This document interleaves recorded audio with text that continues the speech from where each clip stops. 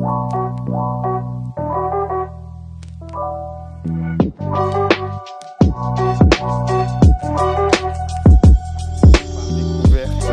découverte. Passons à ta chronique Future of Work. Merci. Si tu le veux bien, qu'as-tu déniché pour nous pour cette émission? De quoi vas-tu nous parler? Alors, au mois de mars, donc, le lancement du livre d'Alexandre Désinard, oui. La vision m'a tué. Oui. J'aimerais aussi vous parler de ma découverte des nouveaux bureaux de Cisco, oui. Près du Champs-Élysées. Et pour terminer, deux initiatives, deux projets d'intelligence artificielle, parce qu'on en parle beaucoup, l'intelligence artificielle, mais concrètement, qu'est-ce que ça donne? Voilà, qu'est-ce que ça peut faire opérationnellement? Ouais. Super, joli programme. Alors, on démarre avec ce nouvel ouvrage là, que tu nous as montré rapidement, d'Alexandre Désinard. Alexandre Désinard, c'est celui qui avait publié l'Open Space m'a tué, pour ceux qui s'en souviennent, parce que ça commence à, je ne sais pas, c'était une dizaine d'années. Ah, oula, plus que ça, d'accord, ok. Plus de 15 ans. Plus de 15 ans, ça ne nous rajeunit pas. Non, pas du tout. Très bien. C'est ce que je me disais en revoyant la date. Oui, j'ai eu l'opportunité d'aller au lancement de ce livre qui était dans une librairie. Oui. Donc, il nous rappelait quand même qu'il en est au 3e. Alors, lui, il appelle ça les m'a tués. C'est la série des m'a tués. Oui, parce qu'il a fait aussi, entre-temps, Facebook l'avait tué aussi. Et en tout cas, l'Open Space m'a tué avait été c'est ce qui a lancé la notoriété d'Alexandre, qui excelle dans l'humour. C'est très décalé, c'est jubilatoire.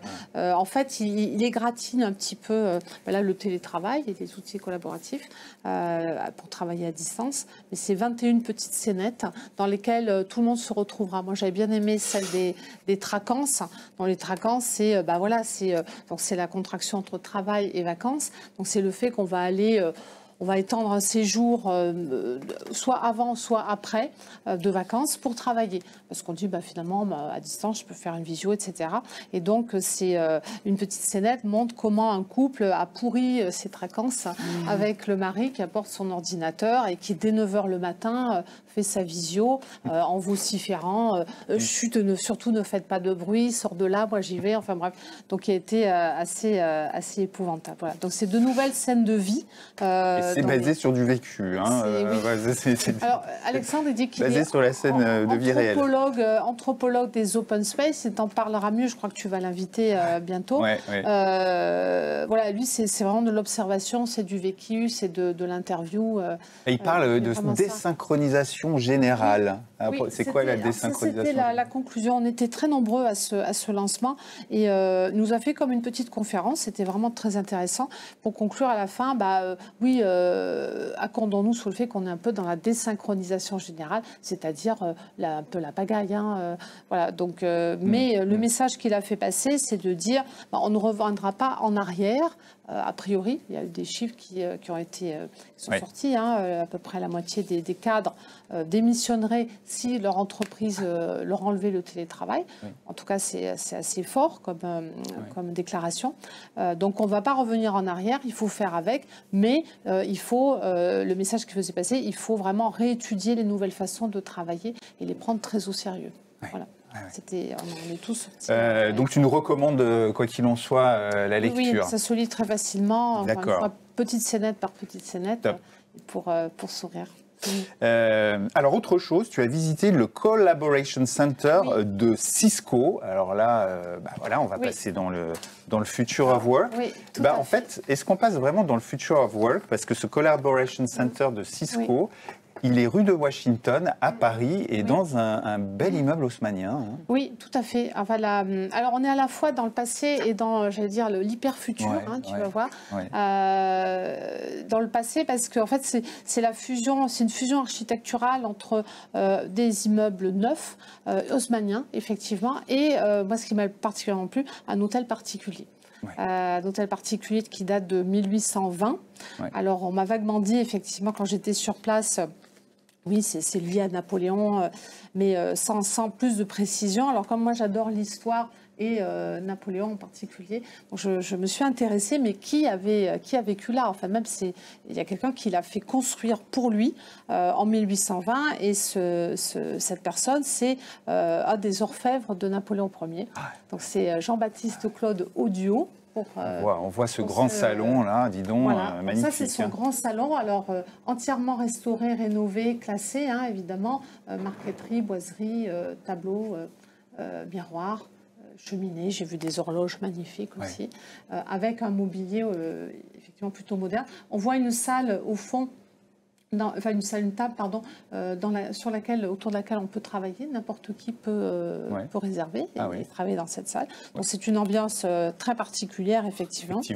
Parce que cet orfèvre, et donc c'est la slide suivante, cet orfèvre, c'est quand même celui qui a, co-créé, parce qu'ils étaient deux, mais qui a co-créé l'épée qui a servi au sacre du sacre de Napoléon Ier. Alors, c'est une épée magnifique, évidemment, tout en or, et qui était ornée de plusieurs diamants. Dont le gros diamant que vous voyez sur la garde, c'est ce qu'on appelle le régent. Donc le régent, c'est toujours un des plus beaux diamants au monde, mais qui a été acheté par le duc d'Orléans à l'époque et qui a circulé à travers les différentes monarchies jusqu'à l'Empire, puisque Napoléon a voulu arborer le régent pour montrer le panache retrouvé de la France. Et qui était le principal joyau de la couronne des rois de France. C'est ça. C'est le lien entre Napoléon et les rois. C'est ça, exactement. Les symboles. Aujourd'hui, il est au Louvre pour ceux qui veulent l'admirer. Mais moi, j'ai trouvé ça vraiment remarquable de se dire, de travailler dans la maison de l'orfèvre. Donc très inspirant, très motivant, sans faire de jeu de mots. Pour moi, ça pousse à un travail d'orfèvre, justement, à l'excellence, à la rigueur, la précision. Donc je trouve que pour une entreprise tech comme Cisco, mine de rien, c'est eux qui font tout l'Internet. C'est ça qui est étonnant, c'est que Cisco, on les connaît pour les systèmes de visioconférence. Il y a déjà bien une dizaine d'années, voire une quinzaine d'années, peut-être plus même, qui sont sur ces systèmes-là. Ils sont aujourd'hui, d'ailleurs, très en avance sur certains sujets. C'est ça. Leur Collaboration Center se trouve dans un bel immeuble haussmannien. Donc, très ancré dans le passé, et dans l'excellence en l'occurrence. Et donc la deuxième chose qui m'a particulièrement plu, que j'ai vu chez Cisco, alors là on rentre dans l'hyper-futur ou l'hyper-modernité, ils m'ont montré deux prototypes, donc c'est Domino et Lumino. Alors Lumino, c'est un grand tableau de bord qui intègre des données sur tous les bâtiments et les collaborateurs.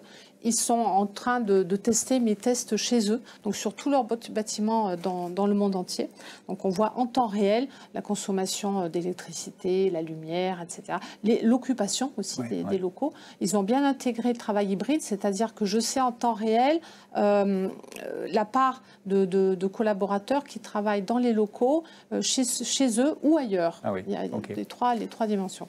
Donc ça, je trouvais ça très intéressant, tout en temps réel. Et ils ont intégré donc deux intelligences artificielles, la prédictive, qui va faire des suggestions d'optimisation. Donc il va dire, tiens, là, vous pourriez mieux ventiler l'immeuble ou la salle, là, vous pourriez ajuster la lumière, etc. Et Domino, qui est l'intelligence artificielle générative, donc ça de type ChatGPT, conversationnelle. Alors là, c'est vraiment bluffant. On tape une question dans ses propres mots, en langage naturel, et l'intelligence artificielle nous répond en temps réel, quasi immédiatement, à partir de cette base de données. Et elle donne soit un texte, soit, je l'ai vu de mes yeux vus, soit un graphique. Donc ça, c'est extraordinaire. Par exemple, peux-tu me donner les taux d'occupation de tel bâtiment au cours des 6 derniers mois, par exemple. Et donc, hop, il fait le tableau. Donc ça, c'est quand même assez génial. Et la courbe, excellent.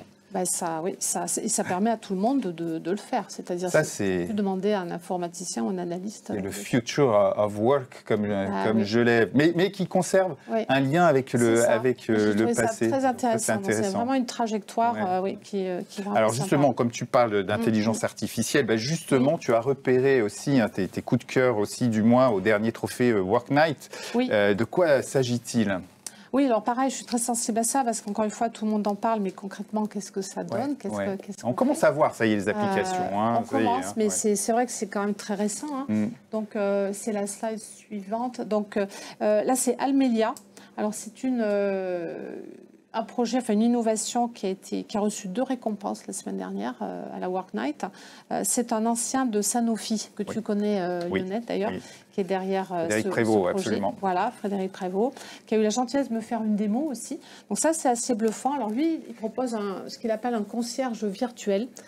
C'est-à-dire, vous prenez en tant que collaborateur, vous vous baladez dans vos bureaux et vous parlez à votre smartphone. Donc c'est avec la voix. Vous demandez, vous posez une question à votre smartphone, à ce concierge virtuel, qui va vous répondre également par la voix. Ah ouais. Par exemple, où se trouve telle salle, est-ce que je peux réserver telle salle, là il fait trop chaud, il fait trop froid, tu peux baisser la clim, augmenter le chauffage, je voudrais un taxi, comment je fais, où est-ce que je peux manger un petit bout, voilà. Et donc vous avez ce concierge virtuel. Almelia. Il s'appelle Almelia, voilà. Alors évidemment, disponible 7 jours sur 7, 24 heures sur 24, et ça, c'est dans toutes les langues. Concierge virtuel et dans toutes les langues. Oui, ça, c'est une concierge virtuelle, ne dort pas. Il ne dort pas, voilà, c'est ça, il ne dort pas, et dans toutes les langues, donc on peut imaginer pour les visiteurs qui viennent de l'étranger. Et oui, dans un contexte international, oui, bien sûr. Ça va tout changer. Alors Almelia, très bien, et on va suivre ça de près, parce qu'effectivement, le vocal, j'y crois aussi. Oui. Et un autre sujet avec Moodia. Alors Moodia, c'est quoi? C'est l'autre slide. Alors là, on est plus dans le visuel. Oui. C'est Upside qui fait ça, donc tu connais aussi Guillaume, de Guillaume Savard. Alors eux, c'est une appli maison qu'ils ont développée pour eux, pour leur propre service. Et c'est génial, c'est basé sur Midjourney. Donc ça permet à leurs architectes de faire des mood boards très rapidement avec Midjourney. Oui. Bien plus rapidement qu'avant. Et surtout, ce que j'ai trouvé intéressant, c'est que quand ils sont en présentation chez le client, ils peuvent interagir en temps réel pour adapter justement ces mood boards. C'est-à-dire, si effectivement, c'est pas la couleur, c'est pas le bon emplacement, c'est pas la bonne matière, on va pouvoir l'adapter en temps réel et ressortir de la réunion avec le produit quasi fini, quoi. Ah oui, ça c'est un changement, parce qu'en termes d'interactivité, de réactivité par rapport aux attentes clients, c'est vrai plus vite et mieux, c'est ça qui est remarquable. Incroyable. Donc ça, c'était vraiment les deux innovations IA remarquées la semaine dernière. Excellente innovation. Merci beaucoup, Chantal. Tu reviens quand tu veux, évidemment. Bien. Tu as ta place dans l'émission Workwell et vous. Et pour nous faire part de tes découvertes et de tes coups de cœur, comme ça, on adore.